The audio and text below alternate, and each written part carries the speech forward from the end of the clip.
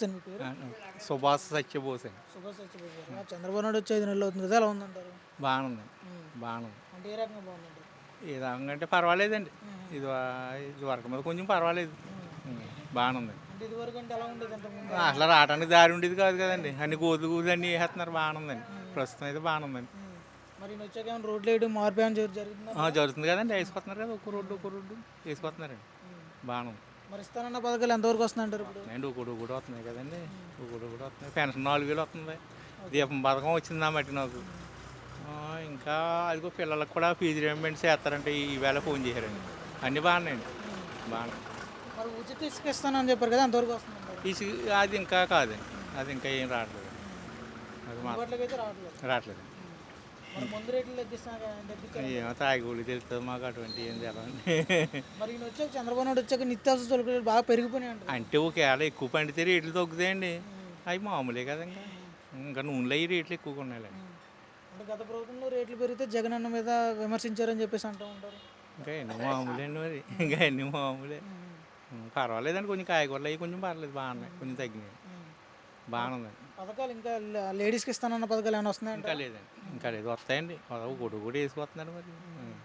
ఒకటి వేసుకొస్తున్నాయి. అంటే గత ప్రభుత్వం చూశారు కదా మీరు, గత ప్రభుత్వంలో పథకాలు కానీ పరిపాలన విధానం ఏ విధంగా ఉండదంటారు? అదంటే ఎంతసేపు డబ్బులు అవి వేసి కూడా కనవ అభివృద్ధి ఏం లేదు కదండి.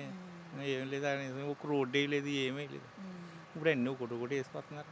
ఆ డబ్బులు మరి పేద ప్రజలకు ఉపయోగకరంగా ఉన్నాయి అంటారా, లేకపోతే ఎలా ఉంది అంటారు? ఉపయోగించుకున్నారు. మా అలాంటి వాళ్ళు కొన్ని పడ్డాయండి. దాన్ని ఏం కాదండి. మేము ఉపయోగించుకున్నాం. మరి కొంతమంది పాడు చేసుకుంటారు. మరి దాన్ని ఏం చేయగలరు. అంటే ఆ ప్రభుత్వం, జగనన్న ప్రభుత్వం డబ్బులు ఇచ్చి సోమరిపోతులు చేసినాయి అంటారు కదా, మీకు ఎలా ఉండదంట? కాదండి. నా మట్టి నేను తీసుకున్నాను, అన్ని వినియోగించుకున్నాం. మరి ఇంకా అది పాడు చేసే వాళ్ళు మనం ఏం చేయగలుగుతాం. మరి గత ప్రభుత్వంలో అందుకున్న పథకాలు ఈ ప్రభుత్వం వచ్చాక ఏమైనా అందుతున్నాయి మీకు? ఇంకా అంటే పెన్షన్ అయితే 4000 వస్తుందండి నాకు. దీపం పథకం డబ్బులు పడ్డాయి. కనవ ఒకటి వస్తాయండి. అన్నీ ఒకసారి ఇచ్చేయమంటే ఎక్కడ వస్తుందండి. అంటే పరిపాలన విధానం ఏ విధంగా బాగానే ఉందండి. బాగానే అప్పుడండి అప్పుడు అప్పుడు మీద ఇప్పుడే బాగున్నట్టు కనపడుతుందండి నాకు. అంటే ఏ విధంగా అంటారు? ఏదో అంటే ఏం చెప్పండి.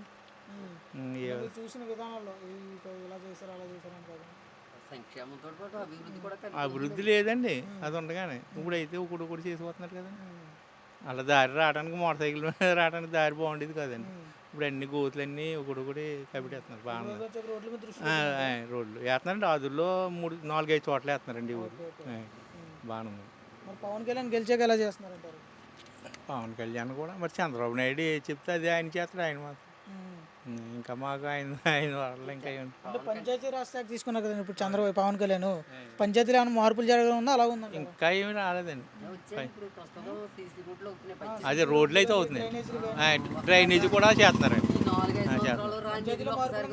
కొంచెం మార్పు వచ్చింది. డ్రైనేజ్ అంతా సంవత్సరాల్లో పంచాయతీకి నిధులే లేవు. అది జగన్ గారు మన పవన్ కళ్యాణ్ గారు చొరవతోటి చంద్రబాబు నాయుడు కూడా కొంచెం యాక్టివ్ గా పనిచేయడానికి కొంచెం అంటే గత ప్రభుత్వం మీద మార్పు ఉందండి. మార్పు ఉంది. ఇప్పుడే బాగుందండి. ఇప్పుడు బాగుంది. ఇప్పుడు బాగుందంట. పర్వాలేదు.